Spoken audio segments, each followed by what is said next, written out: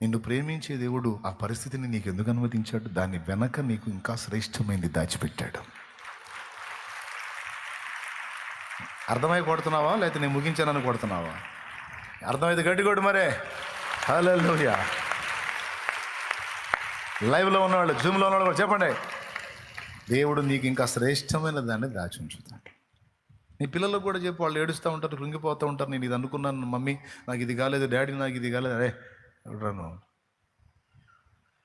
ఇంకా శ్రేష్టమైనవి, ఇంకా శ్రేష్టమైనవి. నిన్ను వేధించువారు, శ్రమ పెట్టువారు, నిన్ను బాధించువారు, అవమానపరచు వారందరూ సిగ్గుపడి తలదించుకొని అభావులయ్యేటువంటి దినం వస్తుంది. కాబట్టి ఎవరు ఏ పరిస్థితుల్లో ఉన్నా, ఎలాంటి వేదనామయమైన పరిస్థితుల్లో ఉన్నా, దేన్ని బట్టి కూడా నువ్వు కృంగిపోవడానికి వీల్లేదు. ఎందుకంటే నీ భవిష్యత్తు నా యేసయ్య చేతుల్లో ఉంది. ఓకే, దేవుడు ఏదో చేద్దాం అనుకుంటాడు, మనం ఏదో అడుగుతాం. ఆయన అంటాడు, ఏం మనిషిరా, నేను ఎక్కడో ఉంచుదాం అనుకుంటాను, నువ్వేందిరా అంత ప్లాట్ఫారం వ్యవహారం చెబుతావు అంటాడు. ఏమన్నా అర్థమైందా? కాబట్టి దేవుడు నీకు ఒకటి చేయలేదు, నీకు ఒకటి ఇవ్వలేదు, ఒకటి కార్యం జరగలేదు అంటే నిన్ను ప్రేమించే దేవుడు నీకు ఎందుకు అందనిలా? నిన్ను ప్రేమించే దేవుడు ఆ పరిస్థితిని నీకు ఎందుకు అనుమతించాడు? దాని వెనక నీకు ఇంకా శ్రేష్టమైనది దాచిపెట్టాడు. అర్థమై కొడుతున్నావా, లేకపోతే నేను ముగించానని కొడుతున్నావా? అర్థమైతే గట్టి కొడు మరే.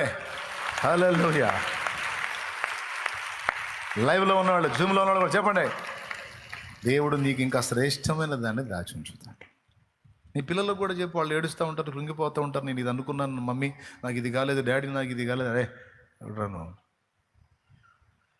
ఇంకా శ్రేష్టమైనవి, ఇంకా శ్రేష్టమైనవి. యెషయా అనుకున్నాడు, వాడు ఆ మందను కాసుకొని బతికితే చాలాడు, ఆ చిన్న మందను కాసుకొని బతికితే, రే వాడు యుద్ధానికి కూడా పనికి రా, నువ్వు గొర్రెలకు పోరా, గొర్రెలకు పో. ఆ మందను కాసుకొని బతికితే చాలు అనుకున్నాడు. కానీ ఇశ్రాయేలు సమూహం అంతా, ఇశ్రాయేలు మందంతటిని కాయటానికి దేవుడు ఏర్పరచుకున్న పాత్ర దావీదని యెషయాకి తెలియదు.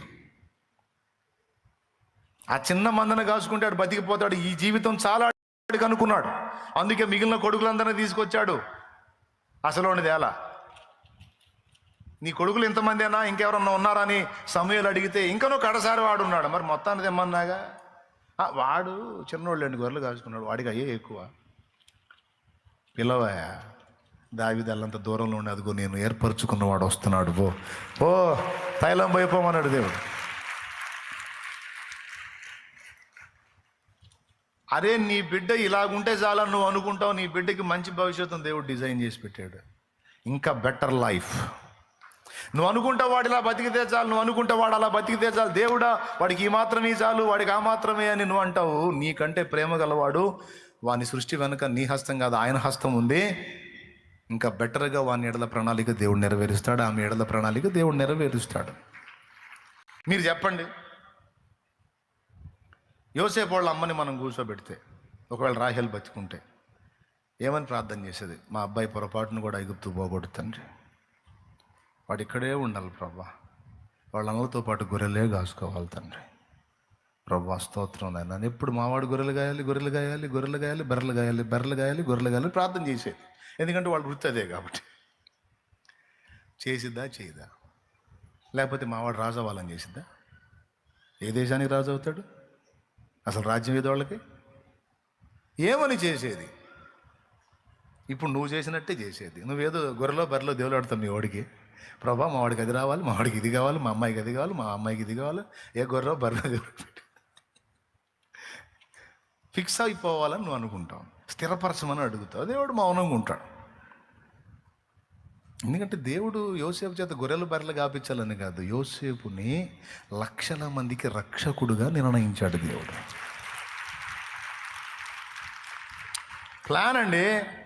యోసేపుని లక్షలాది మందికి రక్షకుడుగా నియమించాడండి. తన జనాంగం మొత్తానికి ఆధారం చేశాడండి. యోసేపుని గొర్రెలు కాసేవాడుగా కాదు, ఒక సింహాసనం ఎక్కి పరిపాలించి ఫరోకే ఫరో అయ్యేంత స్టేటస్లోకి యోసేపుని డిజైన్ చేశాడండి దేవుడు. ఇంత ప్లాన్ వాళ్ళ అమ్మకేం తెలుసు, యాకోబుకేం తెలుసు అండి? యాకోబు అన్నలకు కూడా తెలియదండి. యాకోబు కుమారులు మిగిలిన కొడుకులు యోసేపు అన్నలకు కూడా తెలియదు. పనికిమాలినోడు కళ్ళలు గంటాడు, ఊరగ తిని నిద్రపోతాడు, నిద్రపోతే కళ్ళైగా వచ్చేది, దిక్కుమాలిన కళ్ళన్నీ గంటాడు, వచ్చి మనల్ని ఎగతాళి చేస్తూ ఉంటాడు, ఈయన చంపేయాలనుకున్నారు వాళ్ళు. కానీ ఆ వ్యక్తి విషయంలో దేవుని ప్లాన్ ఏంటి? యోసేపు వాళ్ళు అమ్ముంటే ఏమని అడిగేది? మీరు చెప్పండి, ఏం అడిగేది? మావాడు రాజు అవ్వాలంటే గొర్రెలు మంచిగా సమృద్ధిగా అభివృద్ధి చెందాలి తండ్రి, చాలా విస్తారమైన మందలు కావాలి, గొర్రెలే గాయాలని అడిగిద్దా? ఏం అడిగిద్ది? ఇప్పుడు నువ్వేం అడుగుతున్నావు అదే అడిగిద్ది. నువ్వేదో అనుకుంటావు అదే జరగాలి మా వాడికని అనుకుంటావు. జరిగిస్తే స్తోత్రం, జరిగించకపోతే గుర్తుపెట్టుకో, గొర్రెలు మందలు పశువులు కాదు, మనుషుల్ని గాయబోతున్నాడు. మనుషుల్ని గాయబోతున్నాడు. దేవుడు కార్యాలు జరగబోతున్నాయి. నువ్వు ఊహించని మలుపులు తిరగబోతున్నాయి. నువ్వు అనుకొనని కార్యాలు జరగబోతున్నాయి. ఈరోజు ఈ చిన్నది చాలు, ఈ కొంచెం చాలు నువ్వు అనుకుంటున్నావు. నో నో నో, నువ్వు ఊహించిన దానికంటే, అడిగిన దానికంటే ఉన్నతంగా దేవుడు కార్యాలు జరిగించబోతున్నాడు. ఇది భవిష్యత్తు. అది నీ తలంపుల్లో ఉండాల్సింది, అది నీ ఆలోచనలో ఉండాల్సింది. అది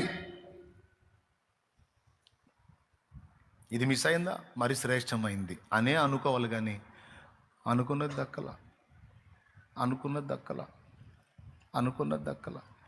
ఇంక నేను ఎందుకు బతకాలి? నీ బొంద, అంతకంటే శ్రేష్టమైన జీవితాన్ని నా తండ్రి నీకు సిద్ధపరిచాడు, నీ బిడ్డల దగ్గర సిద్ధపరిచాడు. నీ భవిష్యత్తు ఆశీర్వాదకరంగా ఆయన ప్లాన్ చేసుకొని ఉండొచ్చు. కాబట్టి నా జీవితం అంతే.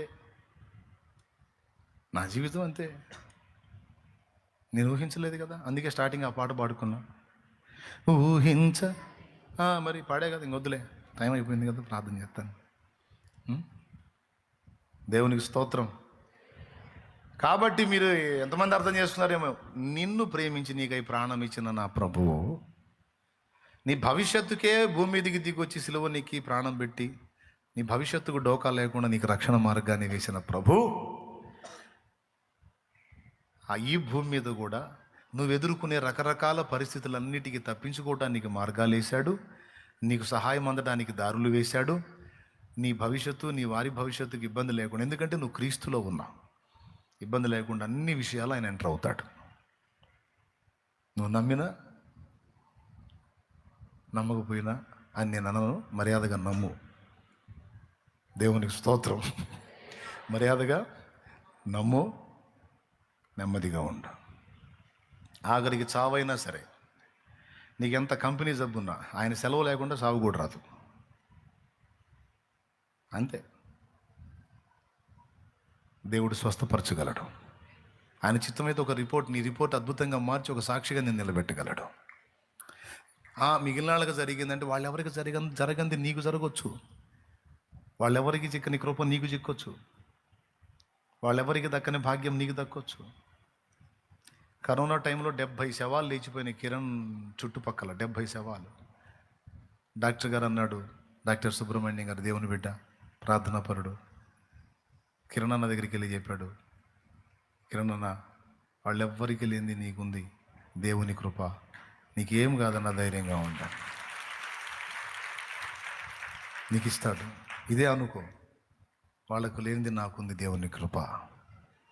వాళ్ళ జీవితంలో జరిగిందా, వీళ్ళ జీవితంలో జరిగిందా ఏమో, నీ జీవితం నుంచి ఒక అద్భుతం మొదలుపెట్టి దేవుడు తన కార్యం జరిగించుకోవచ్చు.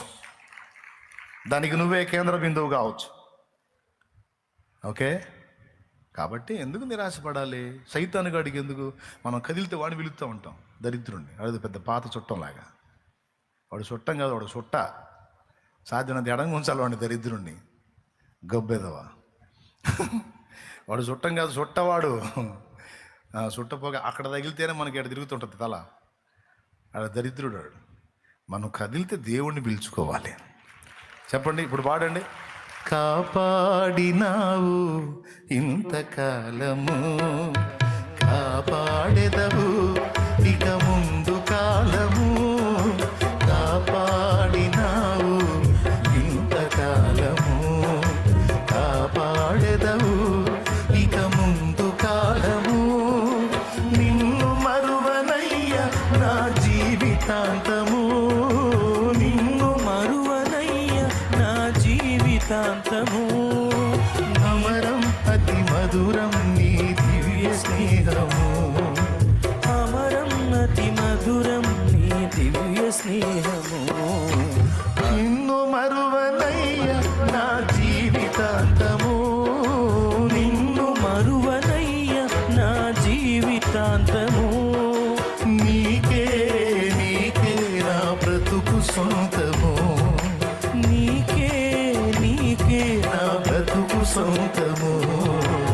అందుకొనుము దేవా ఆరాధన, నా దీన స్తుతి నివేదన.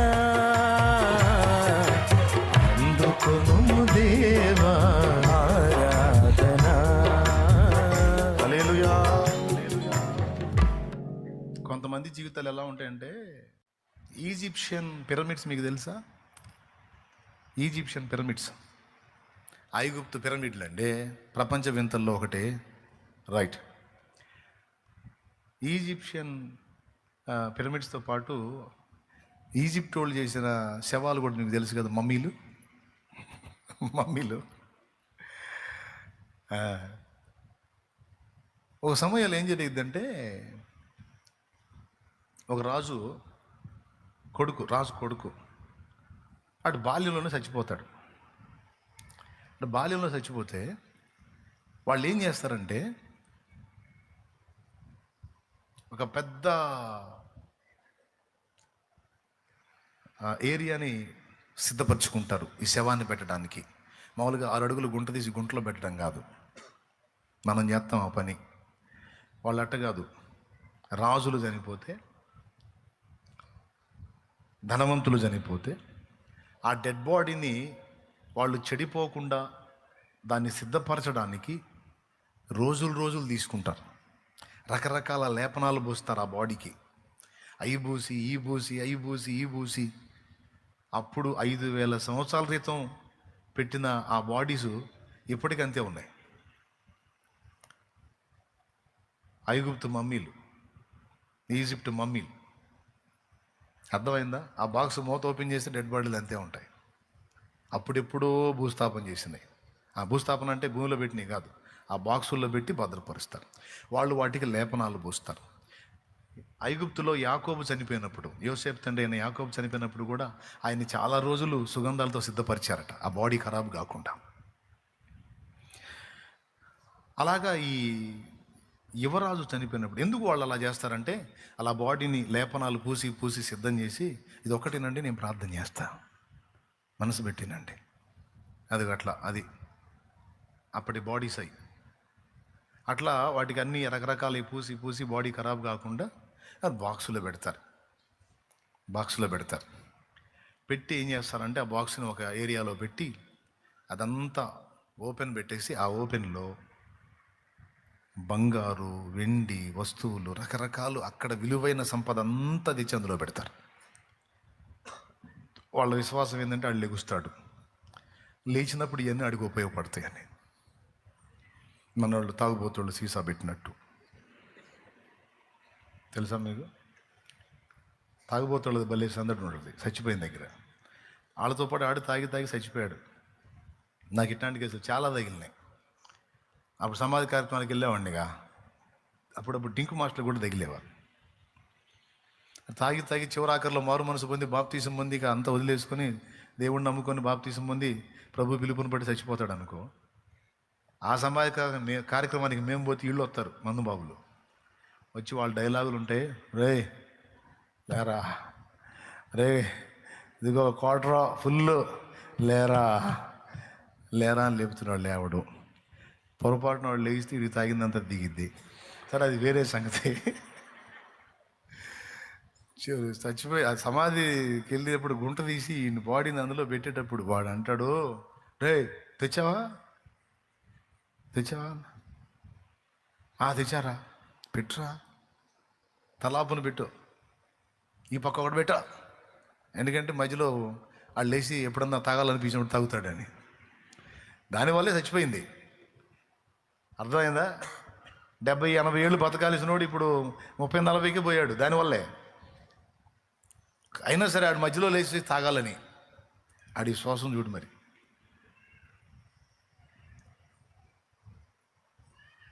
వీళ్ళు కూడా అట్లా ఆ నిధి వాళ్ళ దగ్గర ఉన్న సంపద అంతా దాచిపెడతారు ఆడి దగ్గర, ఆ డెడ్ బాడీ దగ్గర. నీకు దాన్ని ప్యాక్ చేసి పడేస్తారు. అట్లాంటి నిధి కోసం ఈ పురావస్తు తవ్వకాలు జరుపుతారు. అలాంటి శాస్త్రవేత్త ఒకడు తవ్వకం జరిపాడు.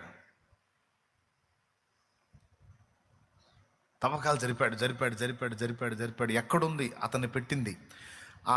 ఆ గుహ తెలుసుకుంటే, ఆ ఉనికి తెలుసుకుంటే, ఆ ప్రదేశం తెలుసుకుంటే ఆ సంపద అంతా వచ్చింది. పాపం 7 సంవత్సరాలు కష్టపడ్డాడు. 7 సంవత్సరాలు కష్టపడి తవ్వి దొరకలా. చివరికి ఆపేశాడు. తను యంగ్స్టర్గా ఉన్నప్పుడు ఆ పని చేశాడు.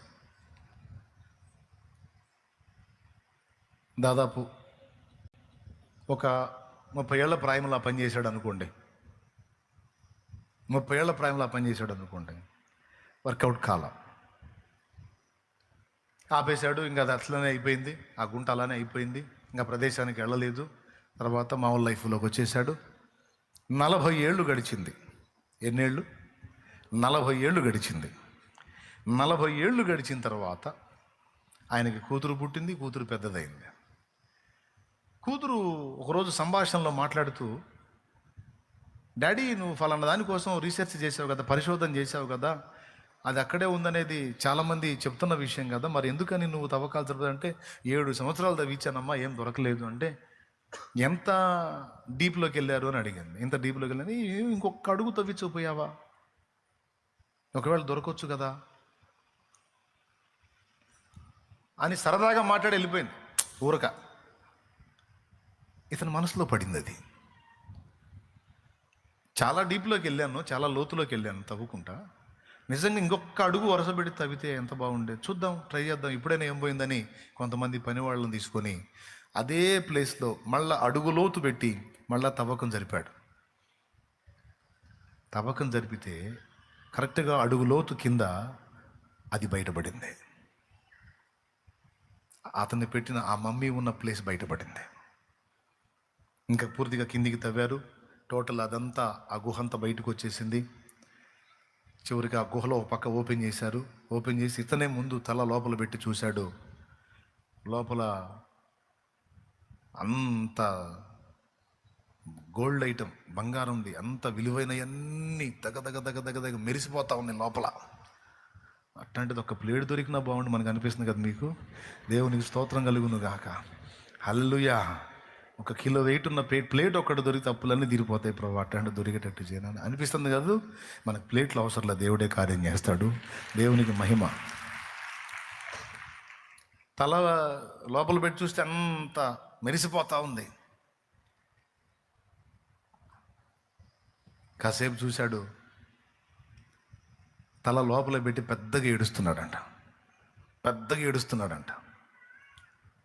చాలాసేపు ఏడ్చాడంట. బయటికి ముఖం తీస్తే ఆయన కళ్ళన్నీ నీళ్లతో ఉన్నాయంట. ముఖం అంతా దారులు గారి ఉందంట. ఏడుస్తా ఉన్నా. సార్ సంపద దొరికింది, ఎందుకు ఏడుస్తున్నారని వాళ్ళంతా అడిగితే, దొరికింది కానీ దొరకాల్సిన సమయంలో దొరకలేదురా అన్నాడంట. దరిద్రునిరా, 30 ఏళ్ల ప్రాయంలో ఉన్నప్పుడు ఇంకొక అడుగు కొంచెం ఓర్చుకొని ఇంకొక అడుగు నేను అప్పుడే తవ్వుంటే ఇదంతా ఈ 40 ఏళ్ళు నేను అనుభవించేవాడిని. ఇప్పుడు ముందే చూసేశాడు. సైతాను, దేవదూతలు, పడద్రోయబడిన దూతలు, వారికి లోబడి తమ ఆత్మలను అప్పగించుకున్న దుర్మార్గులు, వారి తీవ్రమైనటువంటి భవిష్యత్తు, అగ్నిగుండంలో వారి యాతన దేవుడు ముందే చూశాడు. దేవుడు చిద్దులాసంగా నవ్వుకుంటున్నాడు. కాబట్టి నిన్ను వేధించువారు, శ్రమ పెట్టువారు, నిన్ను బాధించువారు, అవమానపరచువారందరూ సిగ్గుపడి తలదించుకొని అభావులయ్యేటువంటి దినం వస్తుంది. కాబట్టి ఎవరు ఏ పరిస్థితుల్లో ఉన్నా, ఎలాంటి వేదనామయమైన పరిస్థితుల్లో ఉన్నా, దేన్ని బట్టి కూడా నువ్వు కృంగిపోవడానికి వీల్లేదు. ఎందుకంటే నీ భవిష్యత్తు నా యేసయ్య చేతుల్లో ఉంది. ఓకే, నువ్వు ఎవరిని బట్టి ఇబ్బంది ఎదుర్కొంటున్న వారి భవిష్యత్తు కూడా ఆయన చేతుల్లో ఉంది. వాళ్ళ భవిష్యత్తు వాళ్ళ చేతుల్లో లేదు, వాళ్ళ భవిష్యత్తు కూడా ఆయన చేతుల్లో ఉంది. అర్థమైందా? కాలేదా? కాబట్టి ఎవరి స్థితి ఎలా మారిద్దో తెలియదు కదా. దేవుడే నీ శత్రువుల విషయంలో కూడా జోక్యం చేసుకుంటాడు. నిన్ను వేధించు వారి విషయంలో జోక్యం చేసుకుంటాడు. బాధించు వారి విషయంలో జోక్యం చేసుకుంటాడు. నేను అవమానపరిచిన వారి ఎదుట నీ తలని ఎత్తుతాడు ఆయన. ఎందుకంటే కొంతమంది ఆ విధమైన ఫీలింగ్స్తో ఇబ్బంది పడతా ఉంటారు. దాన్ని కూడా లక్ష్య పెట్టద్దు. అర్థమైందా? ధైర్యంగా దేవుళ్ళో ముందుకు సాగు. జయము నీదే, భవిష్యత్తు నీదే, నీ పిల్లలది.